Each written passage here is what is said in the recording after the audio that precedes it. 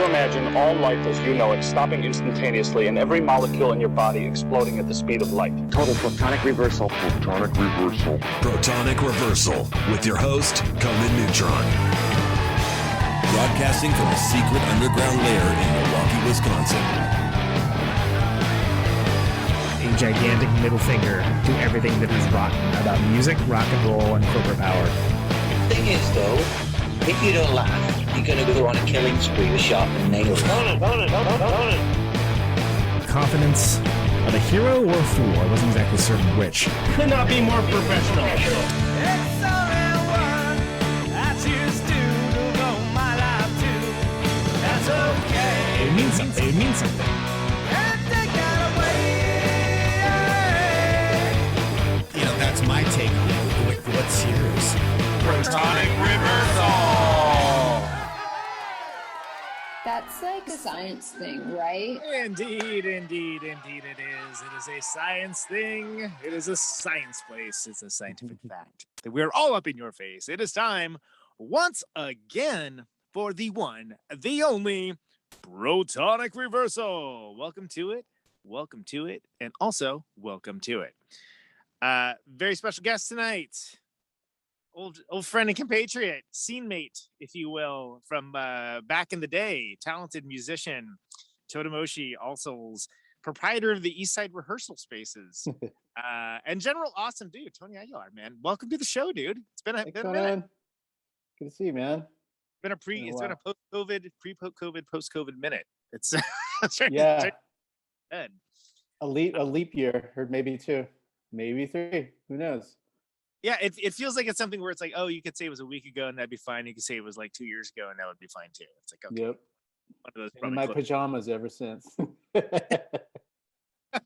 How's that COVID life been treating you? I mean, Allsouls had some pretty heavy tour business going on for a while. You know, you had some those bigger tours with Jesus Lizard. I mean, you played with Melvins, TOOL, like you were just hitting it hard, and to have just, you know, not that everyone didn't have this, but have like the brakes slammed on like immediately with a global pandemic. It's got to be kind of existential whiplash, right? I mean, yeah. I mean, it was like a semi-retirement, right, for everybody. It certainly was for me. I liked the retirement aspect of it. I didn't like the not playing music aspect of it. Yeah. I planned to do for retirement, but you know. Well, and because it just occurs to me, because I've known you for so long and have followed along with all your bands for so long, that I think it's fair to say you're a lifer at this point, right? Yeah. I mean, I think we all are. Yeah, I think the ones that are left, yeah, it's pretty much, yeah, this is what we do. We put out records and we lose money. I think at a certain point you just kind of look around, and be like, well, I guess it's us, huh? Yeah. We're either extremely passionate or extremely narcissistic. Maybe both. Well, but it occurs to me that after years and years of Totimoshi, which is like, you know, a trusted brand in heavy music entertainment, you know, kind of known to the people that know sort of band. I guess. Hundreds of people know us. Literally dozens of people. That you and Meg kind of dug deep and tried something a little different and went in a little bit of a different direction. I mean, for me, also kind of treads not just that territory, but like the whole gamut of rock music. Like, I mean, I think there's like a couple songs you have where I'm like, oh, that's kind of like a David Gilmour kind of deal there. That's awesome. You know, it doesn't seem like it's as chained to the aesthetic of you know, the certain amount of underground, like heavy, weird noise rock music, whatever the sandhill somebody wants to call it, and kind of it has got a slightly different identity. Keep this coming from the outset. Was it something where it didn't seem like it always seemed like it was you and Meg and who was it this year for Totimoshi for the longest time? But was the idea to kind of restructure and try something different, or was it just because of the different people? Because you had Tony. It was very conscious. I mean, I wanted to do something melodic more melodic when I was in Totimoshi, but We just never got around to it. And then with All Souls, we all sat down. We're all friends, and we actually like literally discussed what we wanted to do. And I think the biggest difference is that there was a couple bands in between Totimoshi and All Souls, and one was a band called Alma Sangre that me and Meg did, and I sang in Spanish, and I sang very emotive. Like it's kind of like one of my favorite singers is this lady named Chavela Vargas, she was a ranchera singer, and she's like to me like the she's like the hub of what ranchero music should be, and that it's rather than it turned into mariachi and it's all orchestrated and it's like this giant bombastic thing, she always did it acoustically with 2 or 3 instruments. It's very haunting and it's very like dark and beautiful and spiritual. And I started wanting to sing like her. And in Alma Sangre, like I literally tried to sing like her. And then I realized that with Totimoshi, oftentimes, and I think this is the case with guitar driven music, is the guitar tends to drive it all. And it tends to like sort of tell the music where to go, is a sense of, as opposed to the vocals telling the music where to go. And I think with Alma Sangre, it was like, I started to change. And then with All Souls, it was a very conscious thing where like, I don't want the guitars telling the voice where to go. I want the voice to decide where it's gonna sonically go from here to there. So it started being like where I would take like a riff, either one of my riffs or one of Erik's riffs when he was in the band, or now it's some of Matt's stuff or some of Tony's riffs, because Tony writes too. Tony writes guitar riffs, and I'll take those, and then I'll lead it with the vocal, as opposed to the guitars letting it do it. Well, and they hit differently, which isn't to say that All Souls doesn't have like huge riffs or anything along those lines. Of course you do, but like definitely. It's very clear that the way the songs are put together, like the approach seems like it's coming from a different place. So that makes much more sense to, Totimoshi was very much, not that you just had the one speed, but definitely much like a bludgeoning force of, we were younger. We had more angst then. More full of piss and vinegar. No idea what you're talking about, sir. But it's very clear that like it.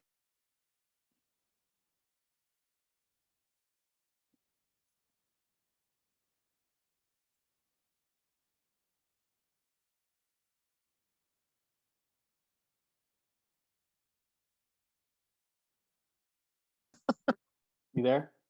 Yeah. That's okay. Cool.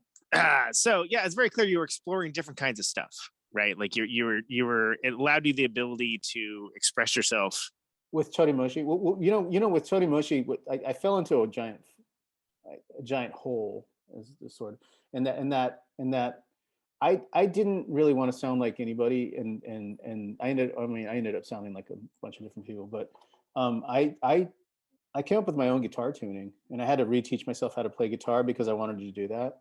So I tuned down to a B, and then just came up with this complete open tuning, which I'd been doing forever, because when I was a kid, I played mostly blues stuff and kind of bluegrass type stuff. So I ended up having to reteach myself to do scales. I had to teach myself how to do solos with that stuff, but it allowed me to be, since I was the only guitar player in the band, it allowed me to do like kind of like an under rhythm all the time as I was doing things above it.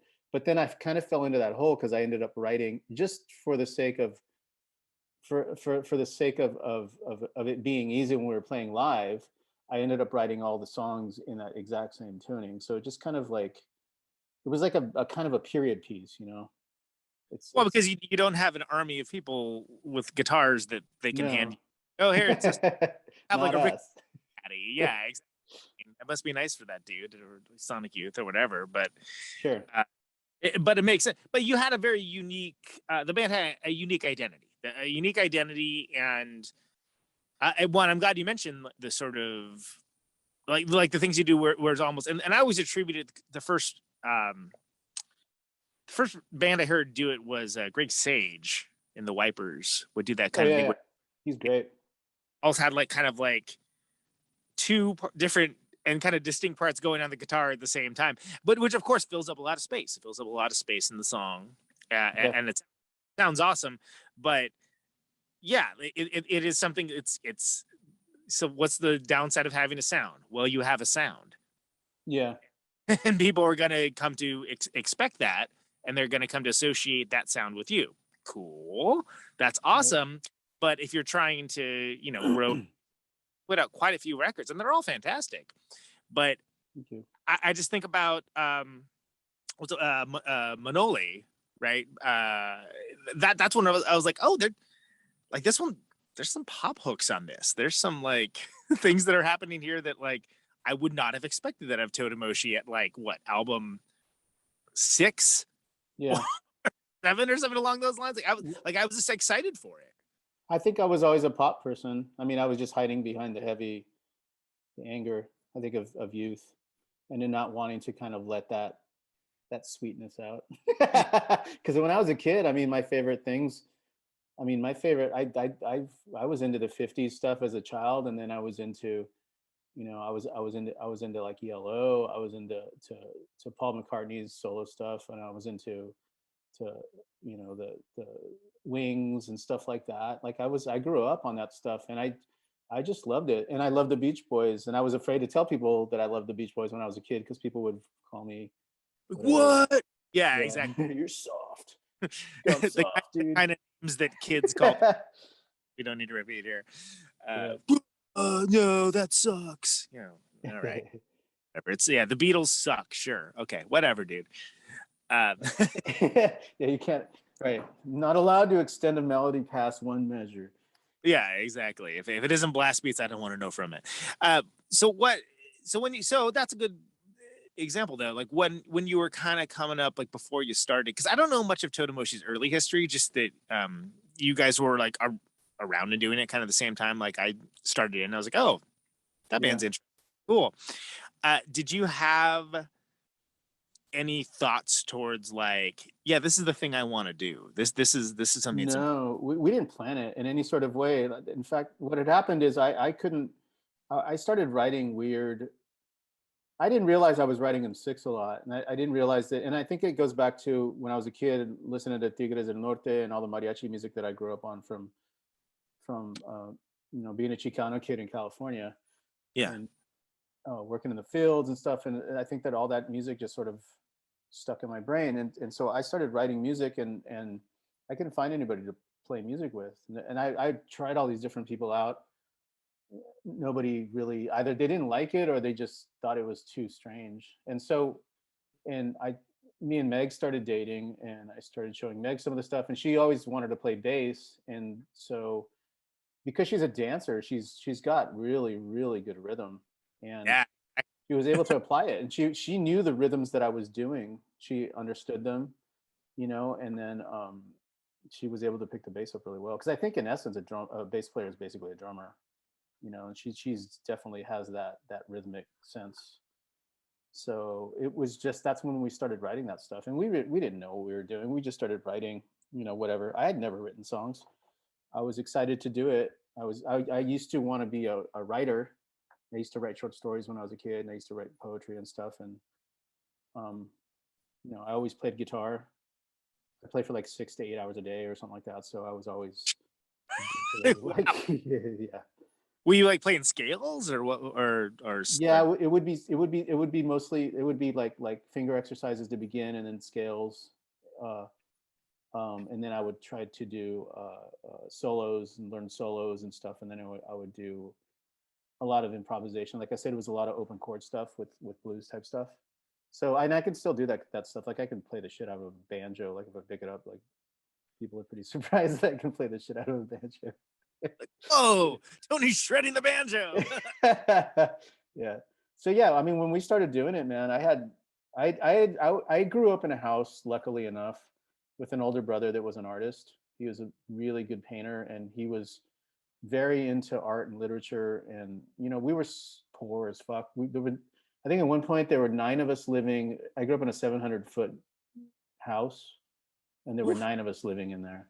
And so there wasn't a lot of time to ourselves. But then after my parents got divorced, and he really took to art, and he introduced me to a lot of cool music. And a lot of cool artists and stuff, and I got very into it. And if we weren't playing chess, or if then he was either drawing or I was playing guitar, So Not a lot of privacy when you're packed in that tight too. No place to masturbate. Literally, dude, we had no doors. Our bathroom wasn't even a door. It was a blanket on 2 nails. Then you had to take part of it off and open it up in order to go in the bathroom, and then close it. And then when you'd hear somebody walking up, you'd go, "I'm in here." Yeah. That specifically wasn't what I was going for, but yeah. But yeah, sure. Eventually I had my own room. It was the washroom in the far back, and it was there were no windows. It were just screens. And when it would snow, I would take sheets and I would very tightly put them across the screens, and then I would detach the heater valve and turn the heater on so that it would heat the room up. So, but it was my own room. So that's crazy. So then, did anyone else in the family play music? Really? Did you yeah, my little brother. He was a professional mariachi for a little while. He's really good. He's he could do all the Yngwie stuff, all the Slayer stuff, and I went more the Hendrix route. That was more in Hendrix, but he's incredible. He's just an amazing musician. That's awesome. Yeah. So then you start in with Meg, and she's got the rhythm. It's something that you two are like almost a gestalt entity musically. Like it's difficult to, and of course I have heard you guys play with other folks, but it's like, oh yeah, they work so well together. They're just like an iconic duo, if you will. Yeah. We argue a lot too when it comes to music. Yeah, no, we get a lot of work done. That's for sure. But when I think of Totimoshi, I think of the many eras and epochs of Totimoshi, and that third slot. There was a lot of folks in the drum slots over the years, and they always were awesome. There was a lot of different of different drummers. We've mostly stayed friends with. Well, we stayed friends with most of them. Some of them we are no longer friends with, but yeah, there was a lot. It was a lot. I think it's hard for people to be in a band when they realize that they're not really going to write a lot for the band. And I admit that I probably hogged a little too much of the songwriting with Totimoshi. With All Souls, we're sharing a lot more. It's definitely more of a united combination of different, different artistic views coming together. But yeah, with Totimoshi, I tended to hog it quite a bit. And a lot of it too was that Meg was still learning how to play bass. So I felt that I sort of had to take that on. But, she's become quite a bass player, and she's always been a really good visionary as far as art is concerned, where we should go and sound and stuff like that, Well, and so then do you think the different lineup changes over the years informed the sound? When you were thinking about writing songs, were you writing to your own? Okay, well, obviously, we've all been in bands, the people that have been in bands, there's whatever the drummer can do. If you have a drummer that can do anything, like I have right now with Tournay, I know I can try anything. I can throw anything at that guy, and he'll eventually. He might not get it the first day. He might not get it the second day, but a week later, he'll have something that's just amazing, phenomenal. So when you have that type of drummer, the world is open. When you have a drummer that's very basic and very straightforward, and can only do certain beats, and you can only do so much. Right. You can't expect them to be Dale Crover or Keith Moon or John Henry Bonham. You don't want to try to above your weight class. Yeah. You want to make sure you're playing to everyone's strengths, Sure. Well, and yeah, Tournay is a good example because he's able to do the more kind of complicated proggy stuff. But he's a good hard-hitting rock drummer, and he has a good feel. And that's he can hit that pocket if he wants, or he can get outside of it, Yeah. And that's what I loved about him. And I always I try to push him a lot to get outside of the pocket stuff.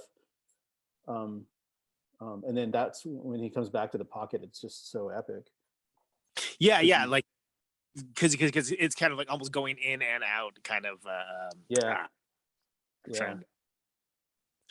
He's really good at that. And then there's Trammel. Trammel, when he was in the band, he quit a year and a half ago. But I mean, that guy was epic. He was an amazing guitar player, great musician. And the same thing where like anything that any weird chord changes that we threw at him or anything he threw at us, we would be able to handle it. It's no problem. I feel like most people kind of that know Erik either know him from your band or from Black Elk, which is great. I first knew him from Wadsworth, where me too.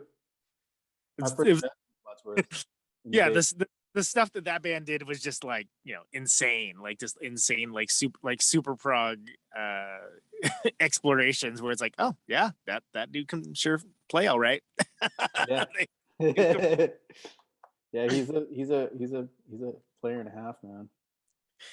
Yeah, did you? So that's it. Kind of seemed like, well, I guess in COVID times, there's not really, people who, hey, we made a big announcement about our band. Great. There's 20,000 more people got deadly virus yesterday. Who gives a damn? But was that amicable with Erik leaving? Yeah, it was. I mean, we're friends to the end, man. Like he wanted to move on. He couldn't see himself being in a band anymore because of, I think the COVID thing made him reassess his life. Yeah, probably made a lot of people do that. And where the three of us, me, Meg, and Tony Tournay, were of the opposite opinion, where we didn't want to stop. We were I think there was a point that went by where we were literally in the studio every single day. So we went crazy as far as, I guess that happens during COVID, right? Where you're like, well, these might be the last days of my life. So you're kind of reassessing and just like figuring what's really important to me. And I think that our decision was that, what's important to us is that we want to make music. We want to, that's our legacy and that's what we want to leave. And so we were in the studio, and then Erik decided that he didn't want to be there. And I think that it was easier for Tony and Meg to make the decision to split ways with Erik. Erik told us that he was leaving, and I didn't want to accept it. It was hard for me. And then I had lunch with him, and I tried to convince him to come back because I really loved what we made together. I loved him as a person, but I mean, ultimately, I finally realized that he just didn't want to do it anymore. So it was hard. It's hard for me. It was hard for me. But then now we have Matt Price in the band, he's the guitar player in Behold the Monolith. I think he's the main songwriter in that band. He's fucking epic, amazing musician, and he's just an absolute joy to be around. So we've actually found the right person, to go forward with. Awesome. Yeah. And that's that situation where you're not necessarily trying to fill shoes. You're just deciding how best to move forward, because it's not, no one's going to play like Erik. Erik's a very unique guy, so he's unique. He's unique. In what's strange is that the role that Erik filled was the educated role of the sort of erudite musical role was that he knows theory. He understands the ins and outs of chords and progressions and scales, and he plays outside of the pocket, which I don't. I play in the pocket like a Motown player or like a Hendrix type player. Erik played like a metal player, which is always outside and just fucking all over the place as far as time is concerned.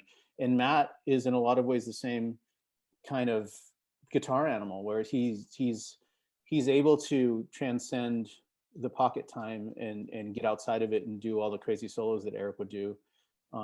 I mean, he's created his own that are just epic. And then he is a theory guy. He's a music teacher, and he understands that part. So he kind of brings that same thing that Erik had into the band.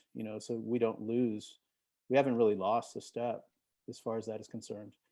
because I think the three of us just kind of feel it out. Me, Meg, and Tony are just kind of more Yeah. skill players, and not to say that Matt isn't. He is, but he's also educated. You know, Because you're mostly a self-taught guy. completely. Yeah. Completely. Like, I mean, I think we talked about this once. It's like, yeah, every once in a while you'll like figure out some advanced music theory thing, like, oh, that's what that is. Oh, okay. Yeah.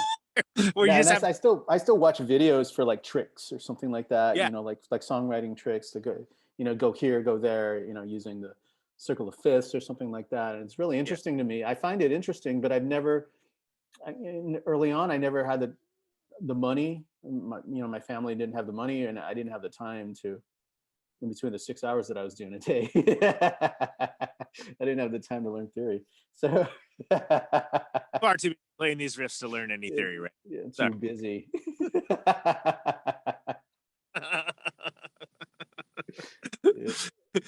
I have no time for this right now. So. Get that out of my face.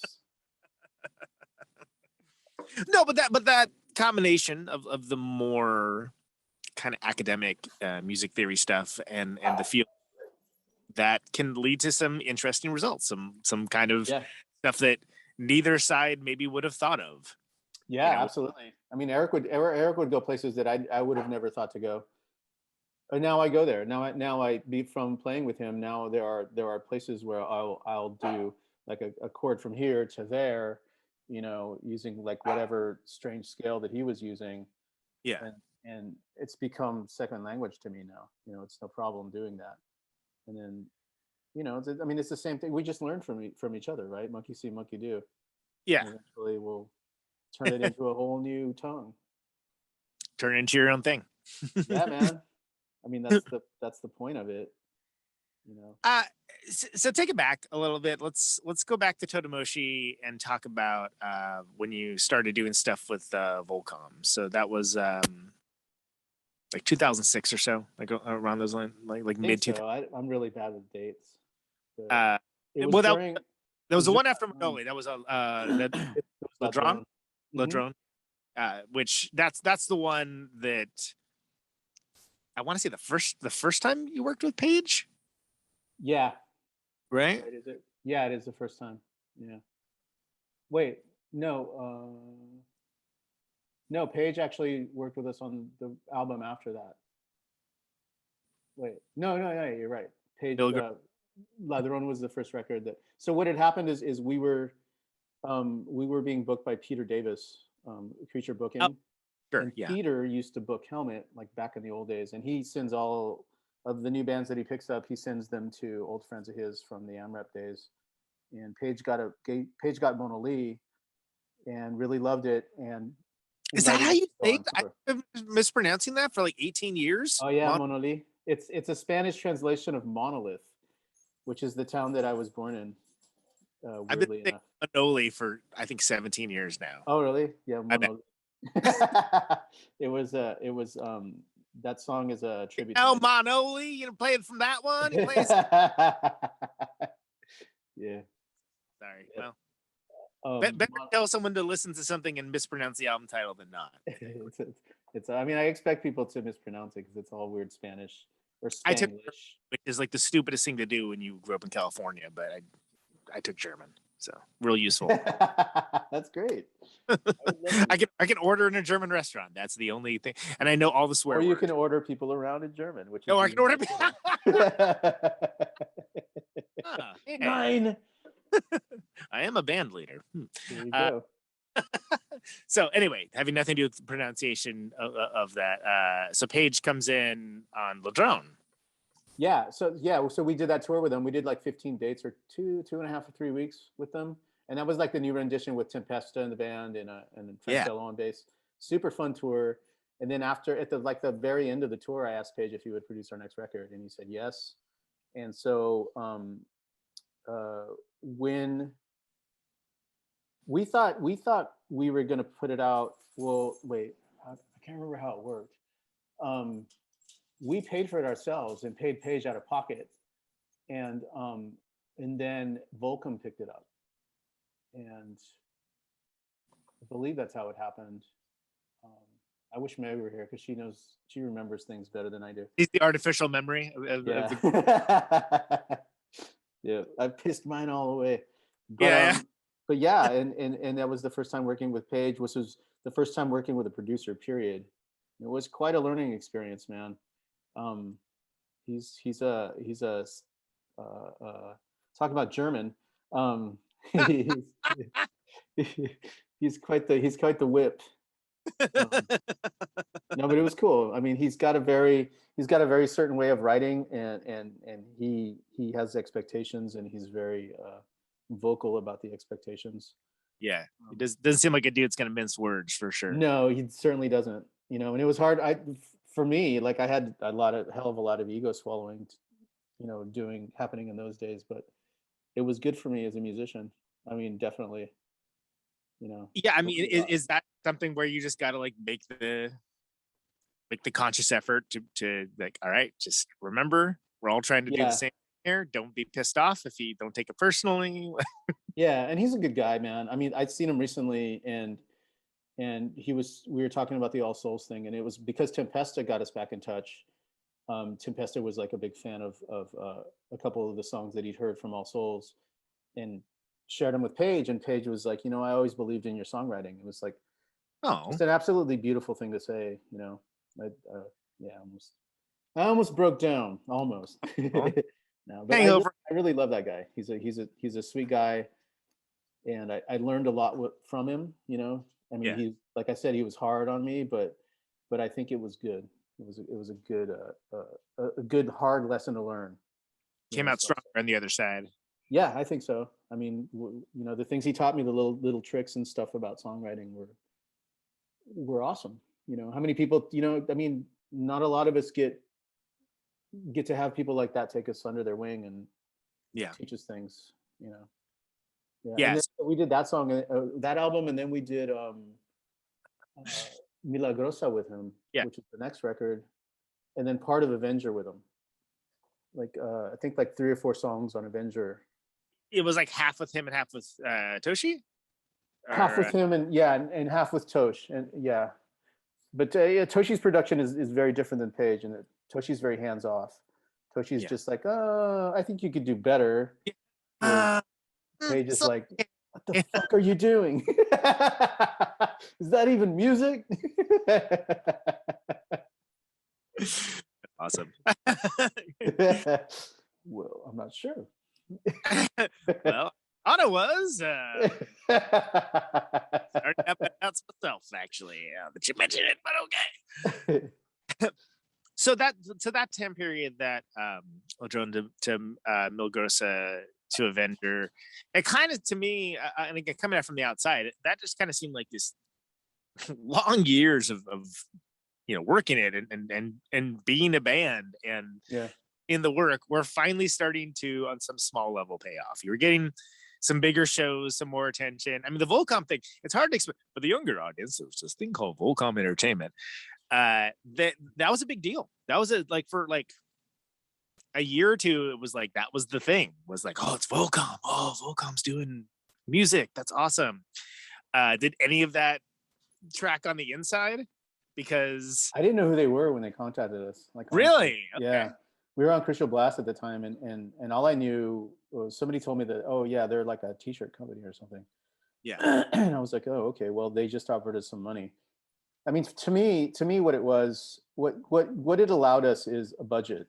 Because ultimately, I after over the course of time, I kind of realized that really what they were more about were not promoting bands as far as promoting their line, the Volcom line. I mean, case in point, like the week Milagrosa came out, after they had given us a pretty good budget, and we'd made the album when we'd submitted it to them, gotten approval, and everything was ready to go. Everything was pressed and ready. And the week that it came out, they were part of a Motorhead tour. They were calling it a Volcom tour, and they didn't invite us to do one single show. They gave it to a couple of the other bands that were on the roster that were all the skateboard buddies of them, and they got to do all these shows, and none of them had records coming out at the same time. And we were really the only heavy band. There were all these like fucking pop punk bands doing a show with Motorhead, and we're like this heavy band that like is sitting on the sidelines, and and then they keep going, well, what do you guys got going on? And then we did the Melvin stuff, and then we got to do a tour with Mastodon because Mastodon invited us. And Volcom, we asked them for tour support, and they were like, well, we don't have any money for you. So we're like, oh, okay. So we had to figure it out. So we did it with credit cards because it was in Europe. You do a European tour, you're 10 grand in debt before you even get across seas. So we did it based on faith, and we get over there, and then we find out that Volcom is paid 10 grand to buy in and turn the Totimoshi Mastodon tour into a Volcom tour.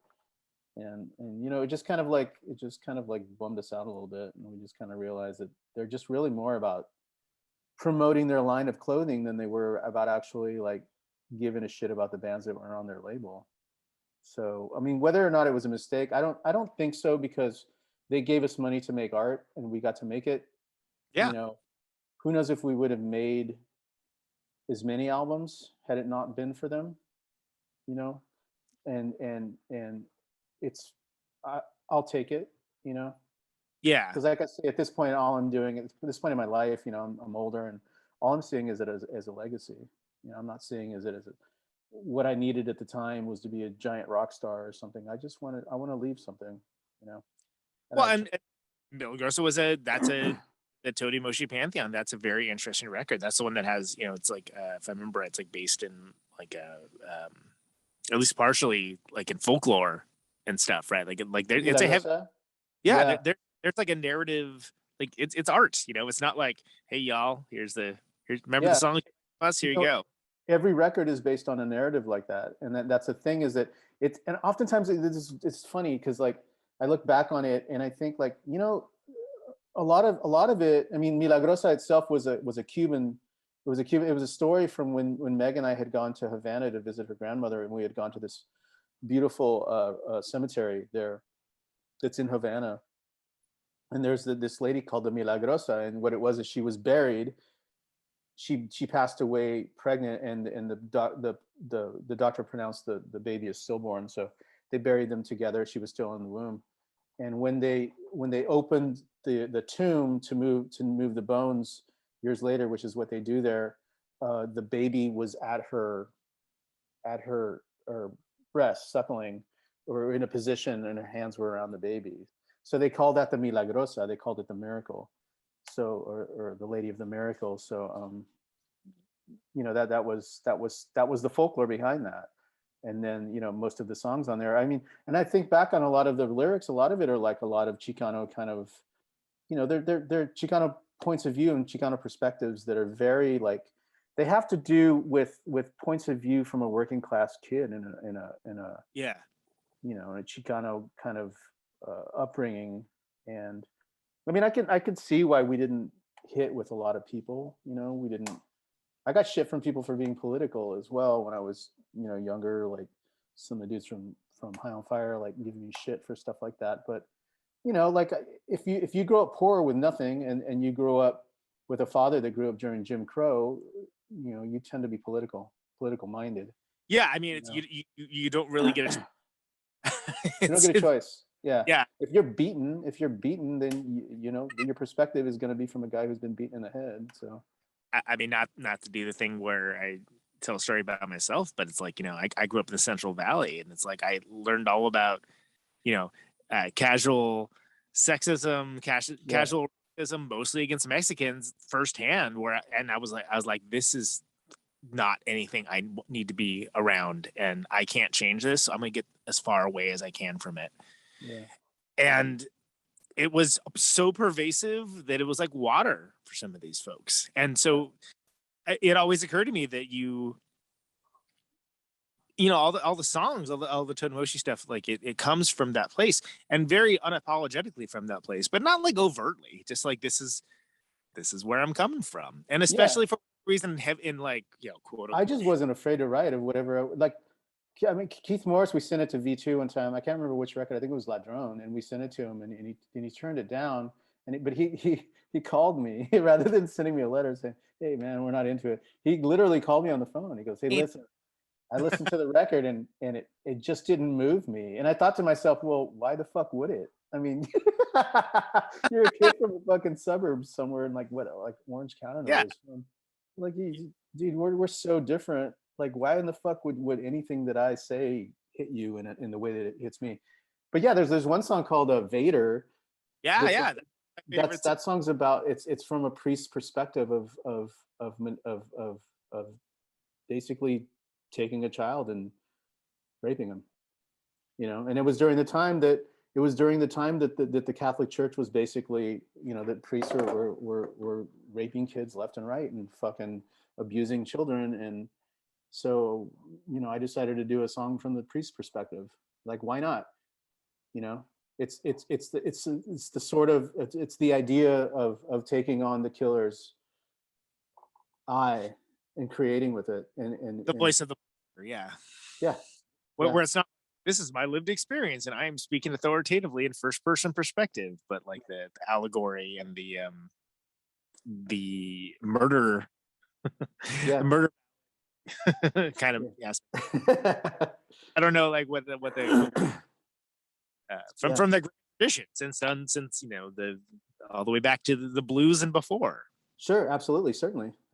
It's poetry. That's what poets do, and that's what I always read when I've read, poetry when I was growing up was you take the fucking psycho's perspective and then you give it to people to really get to, and it's a slap in the fucking face, man. And that's what art's supposed to be, right? It's not supposed to be a soft little feather tickle across your ass. It's supposed to be a slap across the mouth. It's supposed. Think about actors, right? It's way more fun to play the villain than it is to play. I mean, absolutely. Like, why? Who remembers? These bullshitters like these guys like fucking Bing Crosby who are like playing the sweet guy on fucking blah blah blah, dancing all over the fucking place, and then going home beating the shit out of his son or beating his children to fucking. Well, Robert Mitchum, fucking Night of the Hunter. Remember that? Oh, who? You're right.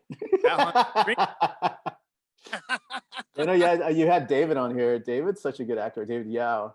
Yeah. He's playing that villain very well. I fucking love that. I mean, he's got the and like he's got what I think a lot of character actors that are successful have, which is he's deeply thoughtful about it. Yeah. Too, and that's right. And I think that's the most thoughtful thing is to think from the perspective of the person committing the act and try to figure it out psychologically. And that can be interesting in these modern times we have, where the idea of allegory and nuance itself seem to be an outmoded concept. Where it's like, are you like 5 years old? Do you not understand? Right. It's biblical shit, right? Yeah, exactly. You fucking take that shit literally, or you're gonna take it as an allegory. Then they're not. They're not. They're the people that are gonna preach to you are preaching from, because really what it is about power. It's control. Yeah. Yeah. Always. It's always been about fucking man. Yeah, and nothing new under the sun there. I mean, that's been around for a bit. But it's like Ecclesiastes here. we could go down a few paths here, and I'm thinking that we're gonna stop there, and we're gonna talk a little more about Avenger, because I think that's an interesting record from G. That's my favorite Totimoshi record. Yeah, I think as far as like overall full presentation, like the whole everything, I think like that's going to be the go-to. I think if someone were to ask me like, hey, I only have time to listen to one record, what would it be? I think that's the one. 2011, right? I mean, that's at that point. When did Totimoshi actually start? I mean, I know you were around like over 10 years, right? 97. Yeah. 97. Yeah. And that was our last record. 2011 was our last record, and I was starting to write another one, and then it just kind of imploded. We never really officially called it, but Chris moved away, and I didn't want to keep going without Chris. So that was just it. But yeah, Avenger's the one that I look to, that I'm the most proud of, because it's the most realized, I think. It is. I think so. Yeah, it's like the vision of what, you know. Obviously, when you started, it was like, hey, let's figure this out, and it's like, oh, we figured it out. Yeah. But then also there's like, oh, but here's us making a record, a fully realized, like, you know, these songs are meant to sit next to each other. It's supposed to evoke a certain feeling. It's supposed to, you know, there's a vision behind it. I think it's the most fully realized Totimoshi record. Yeah. And I was sad to see that it was the last one at the time, without knowing, of course, anything that would come after. I mean, was it literally just that Chris was like, yo, I'm out? Or It was a money thing. I don't think he was happy in Los Angeles. We had moved here, and then I immediately left because I didn't have a job.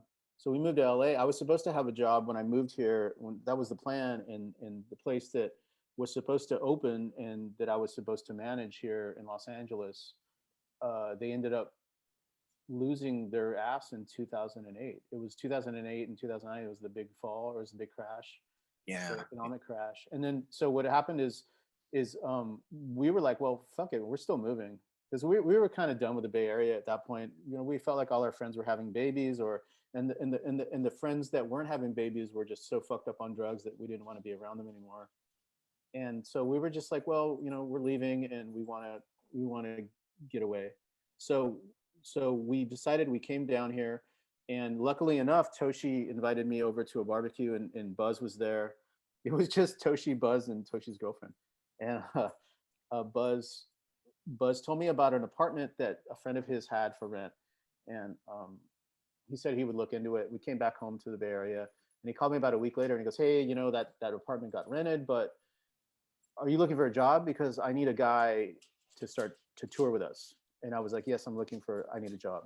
So as soon as I moved to Los Angeles, I took off with the Melvins and basically teching and roading for them. And then I ended up having that position for like about 2 years or so, maybe a little bit longer.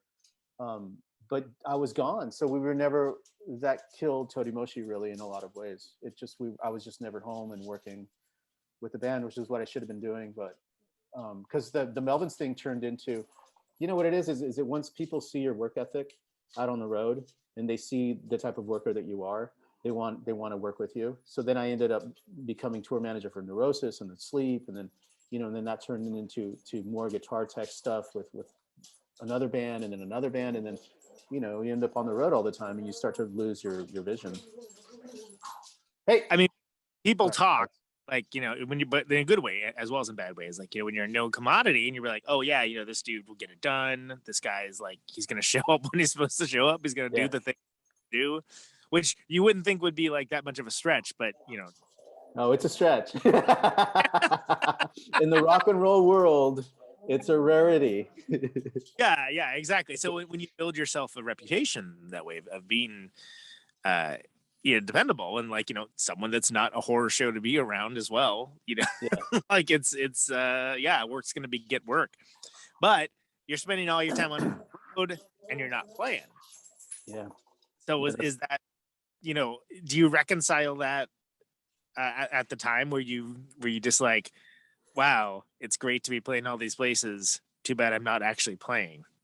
Like, were you thinking? Yeah, but at the same time, just like the Page thing, where like I had to swallow my pride. It was a learning experience, because I learned. I mean, apart from getting to see the Melvins every night, or getting to see Neurosis or Sleep every night, the worst things in life.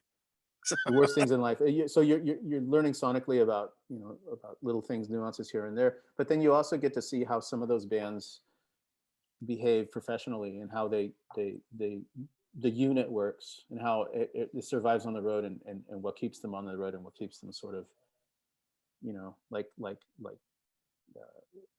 I don't know, what keeps that engine going, man. And it's interesting to see. It's interesting to see that when, and granted, they're not huge bands, you know, they're not massive arena bands or anything like that, but they're making a living. You know, they're the working man's band, you know. So it was really neat to see that, and it was neat because after all the drummers that we had in Totimoshi before Chris, and not I'm not talking about some of them like Tyler, or, you know, but but some of them were a horror show to be around. And when we got on the road, it was really hard to be on the road with some of these people because they just didn't know how to be yeah, I mean, you get on the road and it's like, okay, well, now I'm fucking partying 24/7, and it's like, dude, no, this is a fucking job, you know. Did you see the Why Am I Doing This, the tour documentary that Erik from the Bismarck made? I haven't, no. You should watch it. You would. There's a whole section about that, which I think is pretty great. And I'm not just saying that because I keep forgetting that I'm in it, but like whatever, a lot of people are in it. Like the people that the bands almost don't matter, right? Like it's people like telling the stories of like, you know, independent touring and like all the beautiful horror and the regular horror that happens as well. And I think you dig it. I think, and you'll obviously see a bunch of people you know in it as well. Yeah. But would you just remind me of a whole section of like the band that's like, oh, I'm gonna it's time for a part. Like they bought the all famous frame of what touring is, which is like, oh, it's like we're an American band coming to your town. Where it's like, no, you're just if you look at like some of your favorite bands, it's like they're doing the work, man. They're just if you do that, then you're gonna play like shit, you're gonna sing like shit, and the show is gonna be shit. Yeah. With rare exceptions. Some bands can pull hey. Well, sure, because some bands have like roadies and techs and tour managers and everything that could fucking put it all together for them. Like, yeah, exactly. And lots of people don't, you know, so lots of bands don't have any of that. They have just themselves in a fucking van, you know, and they have to do everything. They have to wear all the hats. So, and when you have to wear all the hats, you know, you got to keep your shit together to wear all the hats, you know. You can't be wasted and fucking going to collect your fucking guarantee, and you know. Yeah. I guess you can be. I've seen it, but and then you're gonna be kicking yourself the next day when you're like, hey, we're like $40 light. Well, it's the one job. It's the one job in the world, right, where people don't even blink an eye if you get up in the morning and you see people get up in the morning and just crack open a beer. Yeah. I remember when I was tour managing. I'd be frowned. When I was tour managing Sleep, we went to breakfast at one point, and like a bunch of the roadies, like they ordered Bloody Marys, and I was just looking at the table, like going, "Really? Like birthday? Like really? Yeah. Like I mean, and these guys aren't in the band, you know? It's like, sorry, my dog is going nuts. They're just soaking up the rock and roll. No, she's trying to bite my hand. What's wrong with Bloody Marys? God damn it! It's a show. Oh, this is Matilda. She's from Tijuana. Oh, she's an immigrant. She's an immigrant story. She's Trump's worst nightmare. A dog, and B from south of the border. Yeah. Yep. So what do you think you learned? What do you think the most important lessons are with going out with these bigger bands? And again, you know, middle class bands, like whatever, however you want to sustain, like not like bands that have made a living out of being a band and that are operating at a higher level. Like what did anything like open up your eyes in that as far as misconceptions? Specifically more the Melvins and Neurosis. And that they liked each other. They like each other and they respect each other. Yeah, the members are very like even keel on the road for the most part. You know, like every other band in the world, like everyone has their days, their moments, you know. But it's never like some drastic emergency, you know, that needs to be tended to.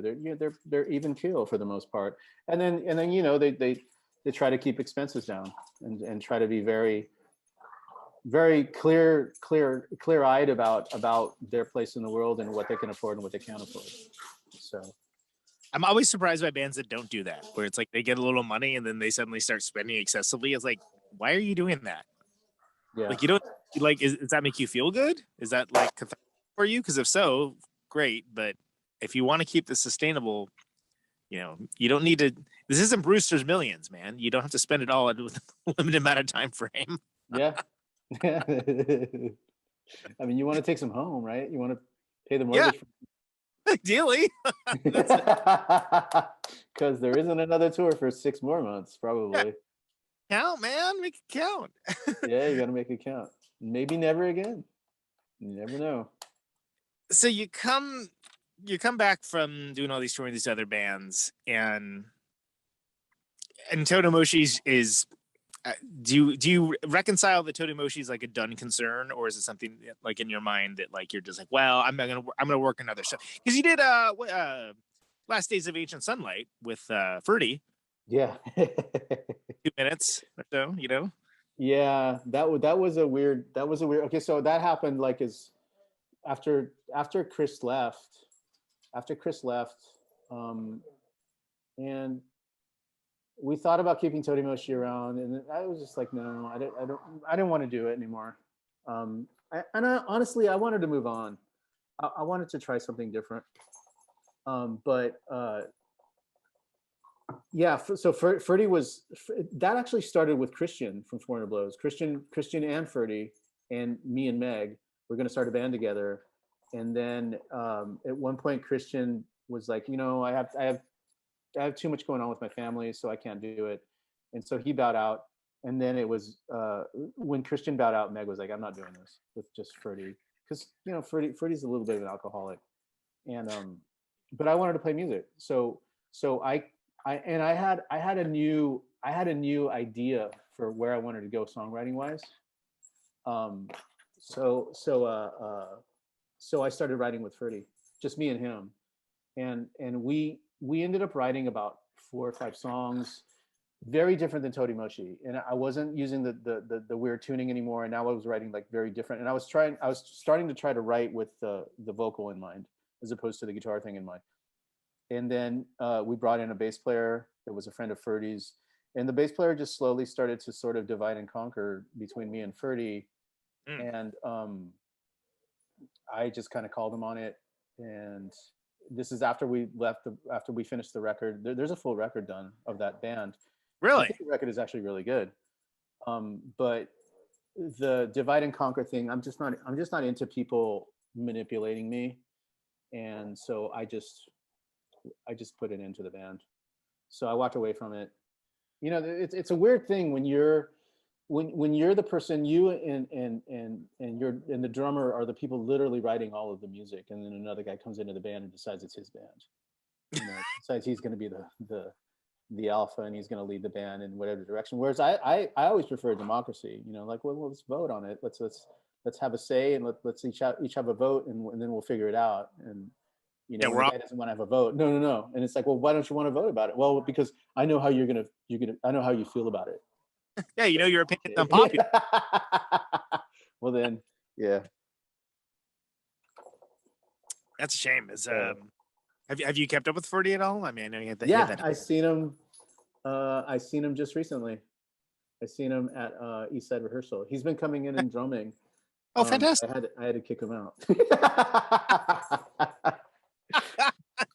because he got wasted drunk, and he was peeing all over my floor in the bathroom. And I told him, I'm like, dude, you're peeing all over the floor. And he's like, no, it's not me. And I go, dude, there's literally kids here with mothers. Like, there's nobody else is drunk. Everybody's wasted. And no, it wasn't me. So like after about the 4th or 5th time that I cleaned literally an entire like puddle full of piss off the ground, like I was just like, you gotta go, dude. Love you, but you gotta get the fuck out of here. You can't be pissing on my floors, bro. Sorry. Because the next time I clean it up, I'm going to be cleaning up with your face. It's not going to be with a mop.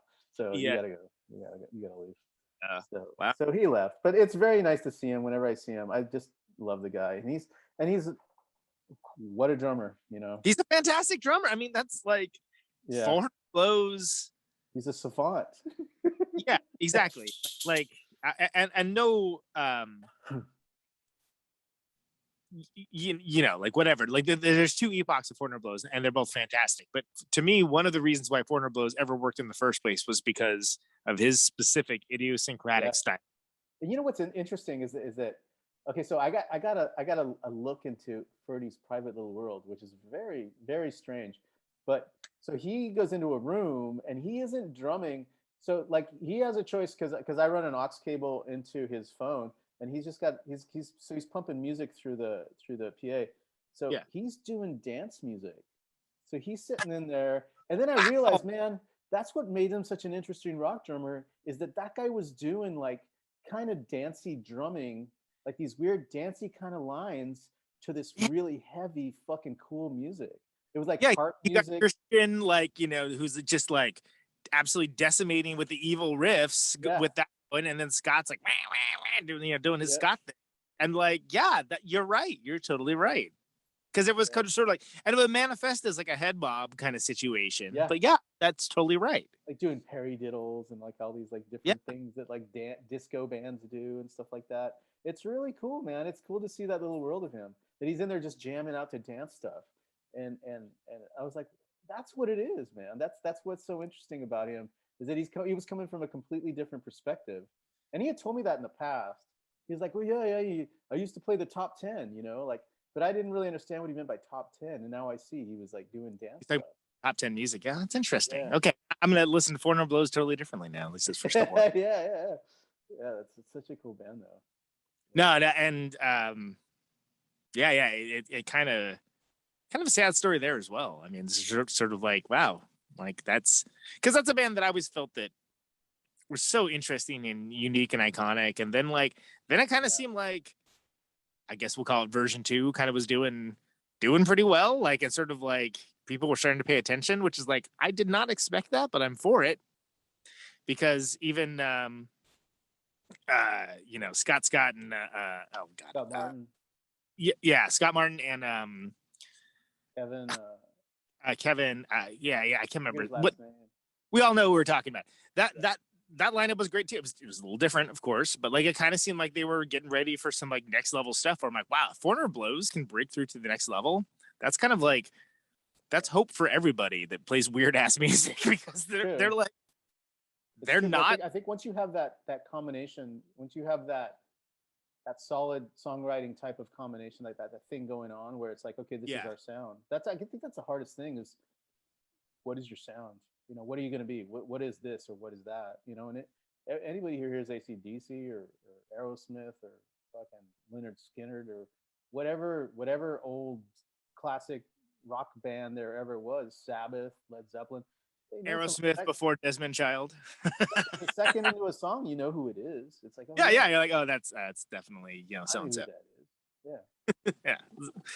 Well, and that's a compliment. I think. Absolutely, man. Absolutely. So that's Last Days of Ancient Sunlight, and apparently there's an unreleased record, so that's fantastic. Is that ever going to see the light of the day, or do you just no? I just see that as a little step that I made in my personal songwriting journey, and I see that as like the next step towards All Souls, like one of the next steps. That and Alma Sangre was happening at the exact same time. So we were doing the Alma Sangre thing, where it was like that like I said, it was a ranchero flamenco type of thing. Yeah. Singing in Spanish. And then I was doing Last Days of Ancient Sunlight. There were days where I had 2 rehearsals on the same night. So I would go to straight from work, be at rehearsal at 5:30 or 6 o'clock for Last Days of Ancient Sunlight, come home, and then we'd have rehearsal here in the back of the house for Alma Sangre. So I was just continuing to work as a musician, working my ass off, granted, but that's just, luckily enough, that's my work ethic from growing up the way that I grew up. But it was part of the realization of where I wanted All Souls to be, and I brought that personally into All Souls. Everybody else brought their own thing to All Souls, but that was part of what I brought in. Well, All Souls is such an interesting band too, because everybody in the band, especially when it started, was like, okay, these are all rad players from other rad bands, but now they're Voltroning up to do this cool, unique thing over here. How did that all come to pass? Like, I mean, I think you guys used to play with Fatso Jetson. Is that we knew Tony from a long fucking time ago. Like, I think we met Tony when they opened for Caius. I was at a Caius or Queens of the Stone Age. I thought it was Queens of the Stone Age at the bottom of the hill, like back in 2000 something. And I actually talked to Mario that night, and Mario was super, super nice, Mario Lally. And I wanted to buy, they had a cassette for sale, and they had just run out, and he gave me a poster. He was like super nice. Hey man, you know, and I go, yeah, what do you do? And I was like, oh, I'm in a band called Totimoshi and this and that. And he was like, he's like, you know what? Write me a letter, man. Send me your art. Because I was told him I drew as well, which I do. And he's like, okay. So I was like, sure, man. So I took down his address and I wrote him a letter, because I became a fan of Fatso Jetson. And I literally wrote Mario a letter, and he wrote me back.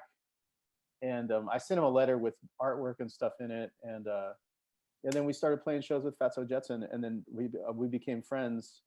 And forever, I was like, man, that drummer is so goddamn good. But he was like, I mean, in Fatso Jetson, he's good in a John Bonham sort of sense. Like, he's very in the pocket.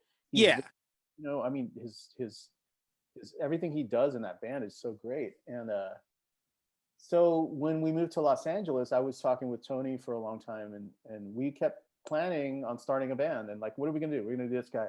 Oh, let's do this guy. We're staffing it before we even figure people out. Right. And, No, you know, music. for the longest time, like we would meet and like hang out. Oh, we're gonna do a band, and then I would take off on tour to do whatever I was tour managing or whatever I was doing. And then at one point, Erik Trammel, because he had moved to Texas, moved back to Los Angeles and contacted me, and I hooked him up with a friend of mine who needed a roommate. And then we're like, Erik was like, hey, let's start writing music. I was like, okay. So we just sat and we wrote, like, I think the beginning of like 3 songs, and it was really good. And I sent them to Tony, and I was like, hey man, you should be a part of this. And he was like, yes. And you know, when bass player, of course I'm going to Meg. Why wouldn't you? A, she's a badass. B, yeah, you know, well, fucking awesome. And I know her work ethic too. Her work ethic is akin to mine. So I know that I'm not going to get some fucking tool that like pretends like he's going to work and will show up to practice not rehearsed and not ready to go. You know, with Meg, I know exactly what I'm going to get. I'm going to get somebody that works their ass off and that is incredibly talented and good looking to boot. So, yeah. so, it's more appropriate that you said it than I say it. Did you just know from the beginning? You were like, okay, this is rad. This is something. Yeah, it sounded really magical. Like just me and him writing together, because we're such different guitar players. You know, he was like, and he has such a prowess as a guitar player that I just wanted to be a singer. And I was like, okay, I'm just going to be a singer, and then I'm going to write my guitar parts later on, and then play my guitar parts to accompany him. So and then, but you know what it ended up turning into is I would pick his parts out that I loved, and then I would frame it. And I think that's sort of still what we do to this day, is like, I'll take it home and I'll frame it, but that's because I sing, you know, I'm the singer of the band. So right. The words are going to go. And as you mentioned, it's not all riffs, right? So, yeah.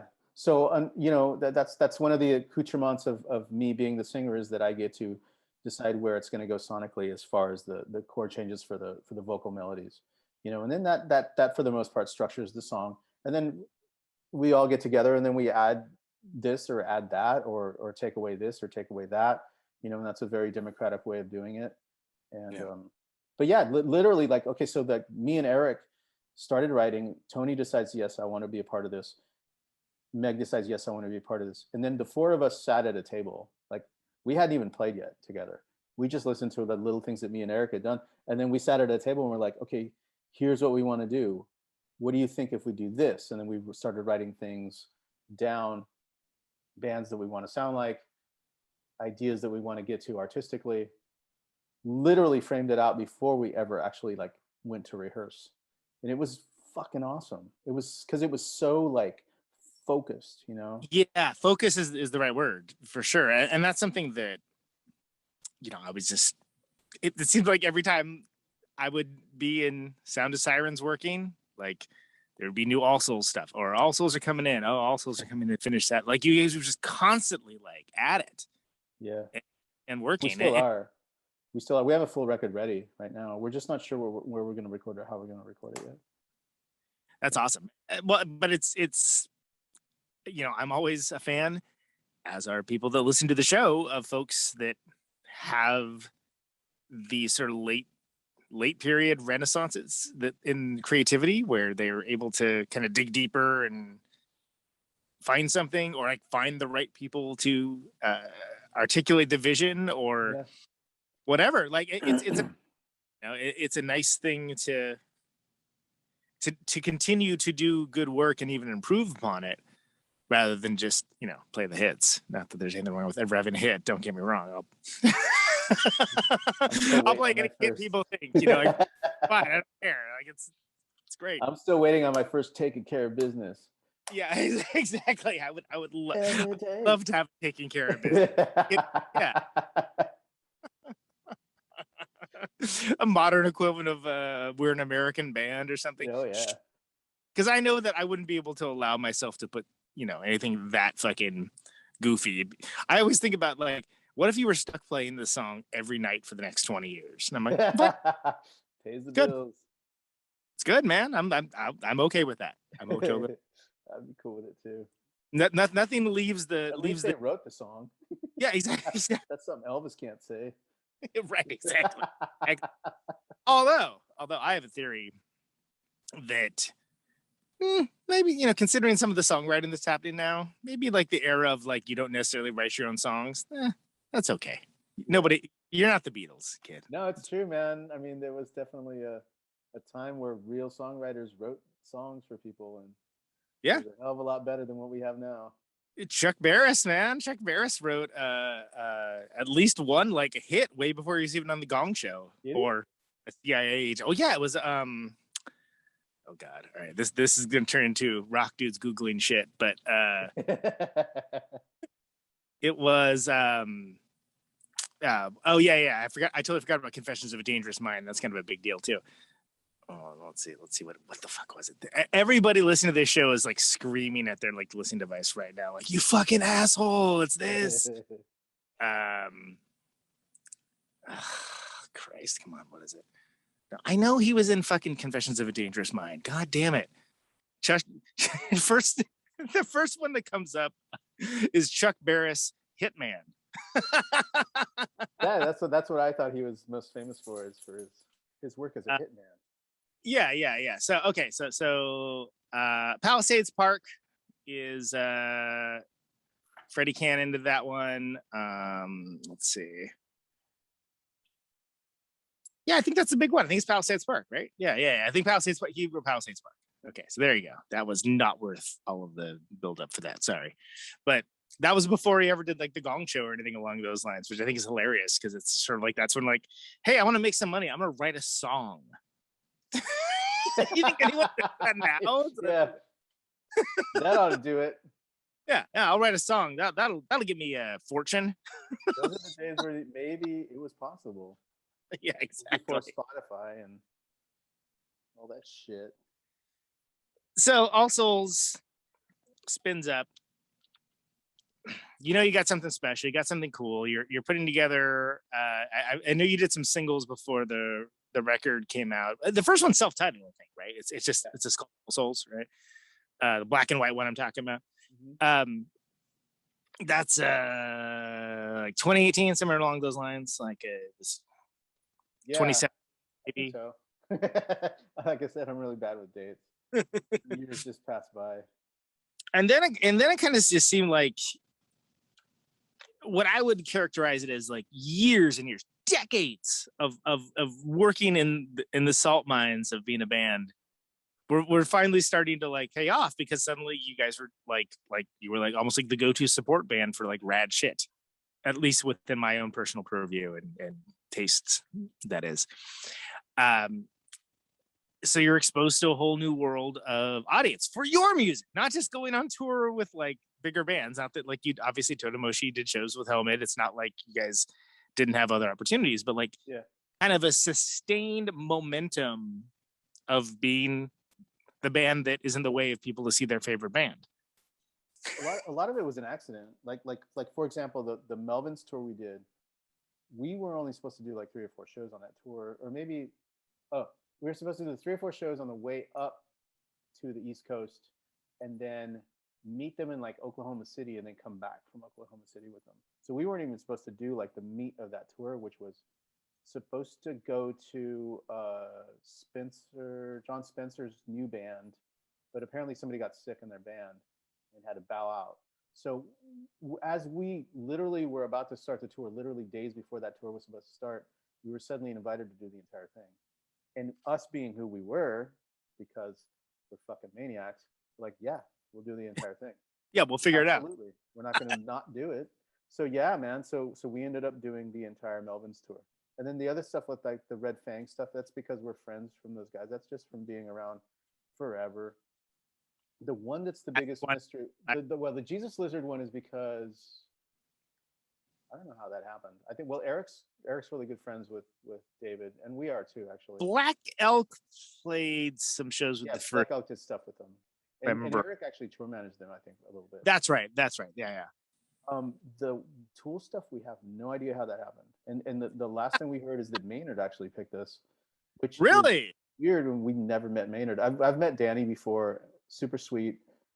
He came to one of your shows on the Melvins tour, if I remember right? That's Adam, I knew a little bit from the Melvins when I was working for the Melvins, because he would tour with them. But yeah, they came out to a Cleveland show. They were in town doing something with the what is it, the Rock and Roll Hall of Fame, and I've heard of it. And they were at the show, and Adam actually took me aside and said he really liked the set, and it said it was really beautiful. And I was like, okay, yeah, thanks, Adam. He's like, no, and he like brought me in, and he was like, no, I really, really liked it. It was really wonderful, or something like that. Can't remember exactly what he said, but he was really nice. You know, it was really sweet. But and then we so we weren't the first. Once again, we weren't the first band picked for those tour dates. Meg just read.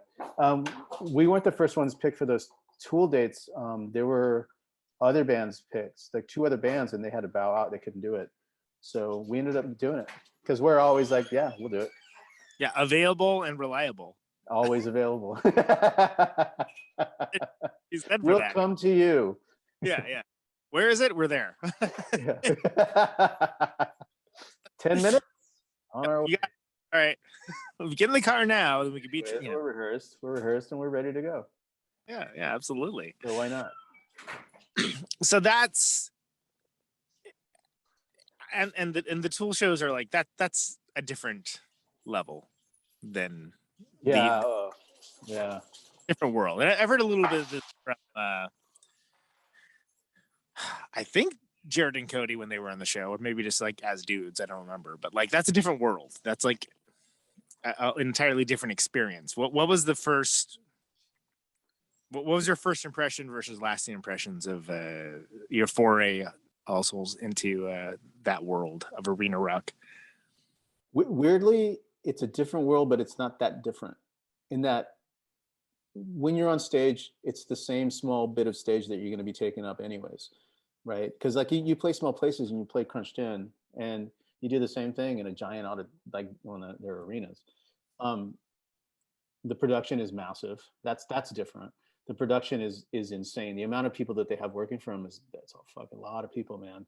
And the amount of trucks that are rolling in, they're building the stage, they're tearing the stage down every single night. It took me 3 or 4 shows, and I stupidly told Meg, I was like, you know, it's weird. I feel like this stage, like I feel like it's almost the same stage. Like every day, it feels so like I know it. And she's like, it is the same stage, you dumbass. Like, didn't you see the trucks pulling in? They take it down every night and they rebuild it. Yeah, they set it up and they tear it down. Yeah. It was the same in that the musicians were the nicest people in the world, and we got to hang out with them like every single night for the most part. Like maybe not so much Maynard because he was kind of off on his own, but Danny, Justin, and Adam, like we hung out with them all the time, and they were like super, super sweet, fun to be around. It was just like being on a Melvins tour, Jesus Lizard tour, where we were all in a room together and just laughing and having fun, or telling stories, or getting to know each other a little bit. And that, what makes it the same to me is the tiny little microcosms of what the reason we're there is that we're musicians and that we just love this one thing. We just happen to all love this thing. You know, in the conversations that I had with Danny about, I didn't know that he was in a band with Jeff Buckley. Did you know this? What? Yeah. So I had heard rumor that he was in a band with Jeff Buckley early on. And I asked him about this and he's like, yeah, I was in a band with that little fucker, man. But he didn't tell me he could sing. And he goes, you want to hear it? I was like, do I want to hear it? Yeah. Hear it. So he pulls out his phone and he has it in there. He's the only person in the world that has this demo that Jeff made for him. So Buckley, as he was leaving Los Angeles, apparently, I think this is the story that he told me. I hope I'm not wrong. But he told me Buckley had just gotten out of Guitar Institute of Technology, GIT here, and was jamming with him, but only jamming guitar and never like attempted to sing or anything. And I guess Danny made him like some drum stuff. And as he was leaving for New York, he gave Danny the tape. He goes, oh, by the way, here's the thing that you did the drums for. And it's the first time that Danny heard him sing. And he was like, man, if I knew that little fucker could sing like that, he's like, I would have never let him leave. Yeah, no joke, man. So I listened to it. I mean, there were songs off of Grace on it. And but was stuff where he was like doing stuff from Grace and he was jamming the fucking shit out of stuff more. Yeah. It was really fucking cool, man. And that was one of those musical moments where like I would talk to, you know, we would just have discussions about that or like Max Roach or, you know, Billy Cobham or just talking about our love for our art and our, you know, what we chose to do in life. So, I mean, I guess, yeah, it's different in production and it's different in the size of the grandiose things, you know, the amount of people and the lighting and the videos and all that shit, you know, but at the core of it, it's all the same thing. It's all just people who love music being around each other and doing what they love. Did you find that their crowd was open-minded to what you're doing? They seemed very receptive. I mean, we got standing ovations literally after every single set. Like people would stand up and, you know, I mean, what you read online afterward isn't as nice, but but those are always the douchey fuckers that stand that are on the online warriors, you know, afterwards, or those are fucking douchebags anyways. Well, and there's always going to be the people you just can't win with. That, like I said, I would characterize it as you're in the way of their favorite band. Yeah, or it should be them on stage, you know. Yeah. Special. Yeah, exactly. God forbid you're on a stage. I mean, they don't know the amount of work that you fucking do. No. Like nobody knows. When you're on stage, they just see you on stage for 45 minutes. They don't know the lifetime that you've spent. Right. You know, the little things that you slave in your craft and you fucking do this and you do that and the little nuances that you throw in. You know. Man, I'm even to the point of like now, if I see a band I hate, if they're a working band, I'm just like, ugh, not for me. You know, that's get out. I'm like, what am I gonna do? Like, take a dump on it? Like, I know that these people hopefully, you know, believe in every fiber of their being and what they're doing and have spent, you know, sacrificed and spent so much energy and time to do the thing that they're doing that it's not for me. And at least they had the balls to stand up on a stage and do it. Yeah, you know? Absolutely. Good for them. Good. You know, am I going to listen to it? Nah, but I'm not going to like take the time to dump on it. I mean, I don't even go to rock shows hardly anymore. I mostly go to see classical music. Like I'll go see like the LA Phil or, you know, like that's the funnest thing for me to do. We did a tour with Fatso Jetson in England, and we went up to, we did the UK through Scotland and then back, and we finished in London, and then we got dropped off at Gatwick, and me and Meg threw all of our stuff in a locker and jumped on a little Euro flight and went to Prague for like a week. And I had bought a ticket to a recital in a 12th century church, and I knew it was going to be cool, man, but I didn't realize it was going to be that cool. Yeah, that's amazing. It was cool. It was like, I guess this church had been used as a backdrop for Amadeus, for the movie Amadeus. Really? I didn't know that until I got there, and you know, it was just I start crying, you know, when I hear music like that. It just moves me to no end. It's do you find that your relationship with music in general has changed over the years? No, only in that when I was a child, I had to endure a little, quite a bit of abuse. Music affected me in such a way that it allowed me to create a little world, and I still have that little world, and I still crawl into it.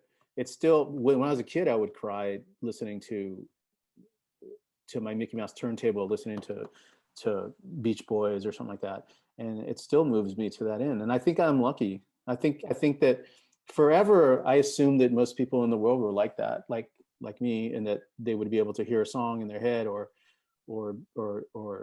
be touched the way that I feel that I'm touched by music. But I don't think that's the case. And I think that's been mine since I was a child. And I think that was something that was created to protect me from whatever mental and physical stuff that was going on in the outside universe. And it's a gift.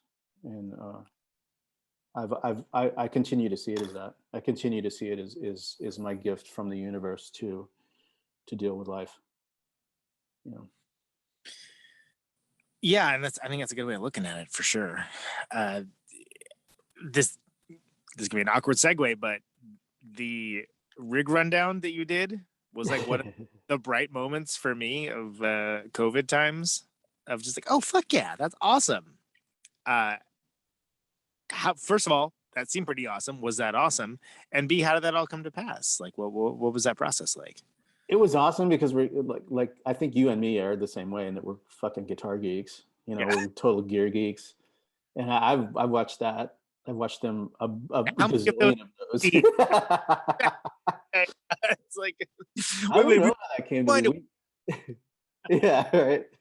I don't know how that came to be. We had a PR guy when we put Songs for the End of the World out, Dave, and he put out like a mass mailer or something like that, and the guy from Premier Guitar got in touch with him and was like, I've been looking for him.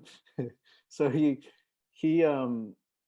contacted him. He contacted Dave, and then Dave set it up, and then I didn't know what to talk about. I was like, God damn it, I don't know what I'm gonna say. And I had all my guitars behind me and stuff, and as soon as we started, I was like, I had a million things to say. Yeah, I'm like, I can talk about this stuff all day and all night. Like, this is what I love to do, you know. Well, and it was cool because it ran the balance of you know, the functional utilitarian stuff, like, to me, is just as awesome as like, oh, here's this boutique thing that like whatever. It's like, no, like, you know, this is good. It doesn't break. It does the thing it's supposed to do. You know, like yeah. That. I mean, yeah, because you know, it's funny is the Premier Guitar stuff. Oftentimes, like the ones that I've watched in the past have always been these giant touring bands with roadies doing it. The roadies doing the guitar thing, or you know. But yeah, man. I mean that, at least like now, it's cool that now they're doing the perspective of the working class musician. Like, yeah, it seems to be a new development, and I'm really into that. I think that's a really cool and natural aesthetic, right? Especially like as we get you do this because this works in the van and this doesn't work in the van. So right. You gotta figure out what's going to fit in the van, dude. And then you got to figure out what's going to fit in a suitcase, because if you go overseas, you only have one suitcase. Otherwise, you got to pay another 400 euros when you come back for another. Yeah. So you want some fancy ass 90-pound effects unit? Well, you ain't gonna get that on the airplane, buddy. Good luck. This is a soldering iron. Yeah, Lord help you if anything breaks. This had James Woodard from the Grasshopper Lies Heavy on. He's talking about when they played Japan, and like he got super into the show, and he has a EGC guitar, and he like threw it into like the rafters, and it snapped off one of the tuning pegs, which is like the only thing you can break on those. So he's like running around Japan trying to find replacement tuning pegs for an EGC. Oh no. Which is both awesome and like that sounds terrible at the same time. Yeah. You know, when the Melvins did a Japanese tour, and I was teching for them, Well, they did Australia. That was the earthquake, the 7.5. The Christchurch, right? The one Yeah, there was a 7.5 in Christchurch, and there was a 9 something in Tokyo when we were there. So we were in 2 giant fucking earthquakes. But right before we left, Buzz was like, "So is there anything I need to pick up? Like, what do you think? Like as far as guitar stuff?" And I go, "Oh, can you get some tuners?" And he's like, "Oh yeah, it's a good idea." So he got some, and the day we got to Japan, one of the tuners was completely snapped off. So luckily I had them right there. I'm like, perfect.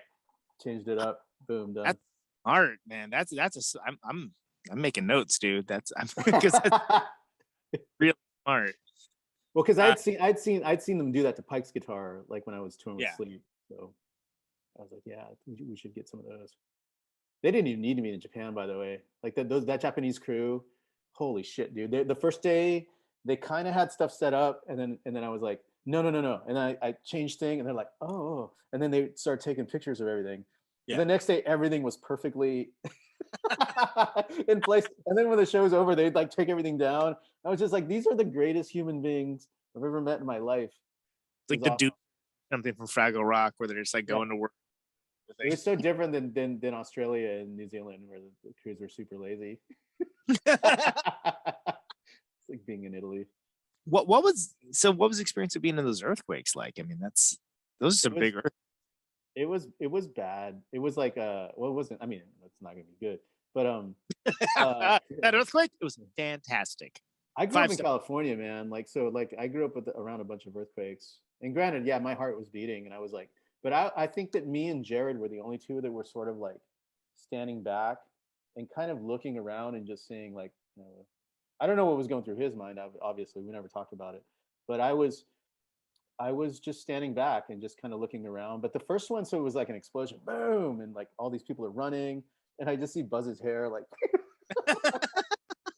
I started laughing. Bottom in a crowd, yeah. I went, "Bitch, don't fail me now," and I don't know why Blazing Saddles popped into my head right at that moment. But, and then we were like stranded, so we ended up at the airport for hours, and then got a couple cars, and were able to all fucking pile in, and us on High on Fire, and then we made it all the way to the other side of New Zealand and took a ferry over, and didn't miss. It was supposed to be our day off, but didn't miss a beat, and they didn't miss shows. And then, but the Japan one, the Tokyo one, they just finished sound checking, and that one was slow. It was just like boom, boom, boom, boom, and all of a sudden it's just like, and I walked off stage and stood at a door. But the thing is, like, every time I get to a venue, I always take off to go for a walk, especially when I was roading and teching and stuff. I knew that all the doors were locked. They had chains on them, and they were fucking padlocked. And I seen Buzz and Dale and Cody like going this way, and Dave, and then going that way, and I'm like, no, that door's locked. That door's locked. And then they're going this way, and then they're coming towards me, and then they go past me, and then they go past me this way, and I was just like, where are you guys running to? And at this point, I looked over and I seen Jared. Once again, just like me, was standing there, kind of looking around. Except this time, he had a camera. I've never seen the footage, so I have no idea what he videoed. But wow, that's wild. Yeah, it was stressful. It was bad. I mean, it was like after it goes on for about a minute, I think that's when you start to go, I might not make it through this. Yeah, that's harrowing. That's where you're like, Especially okay. when you can't get out of the building, like every fucking door is padlocked. You're like, yeah, this could be my tomb. Yeah, it seems like there should be maybe laws that is not a thing that can happen, but I don't know. Maybe. Yeah. Maybe. Yeah. Yeah. Well, there's plenty of laws everywhere, but you know, anybody adheres to them. Oh, exactly. Yeah. I mean, we have laws in the United States that apparently make a coup illegal, but no one's doing anything about that. My favorite reaction to that was big deal. Yeah. The what about was flown in the fucking seat of power of America for the first time ever. Big fucking deal. Yeah. You should democracy. Probably stop talking. It's just freedom. It's just freedom, man. We got a problem against freedom? Yeah. Hey, dude, I would have staged a coup like years ago if I thought it would just be a slap on the wrist. You kidding me? Sounds fun. Let's go. Sounds like a Fuck it up. blast. Yeah. Sounds like a rock and roll tour. Yeah, it's awesome. Yeah, we had a DC stop anyway. Let's do it. Stage a coup. Let's go. Let's go. Amazing. I mean, I don't want to get too political on it or anything, but that it just blows my mind of what people do and do not consider a big deal. Where it's like, yeah, that's not a big deal, huh? Yeah. All right. Well, I think it's called sedition and you get hanged for it. So, it's a big deal, but I think we need to start teaching real civics in school, like actual real physics. Critical Not thinking. Civics, not physics. Civics. Well, you should teach physics. Physics as well, sure.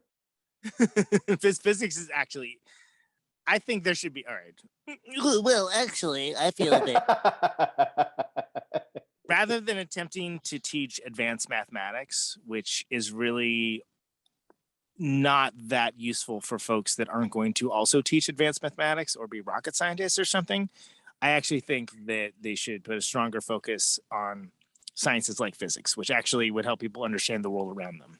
So, off the now, but like more than anything, critical thinking would be good. But nobody wants that. That's not why people are sent to school. The last thing they want is people thinking critically. You want to be soft and compliant. It's easier to control that way. Just dose every kid with psilocybin at some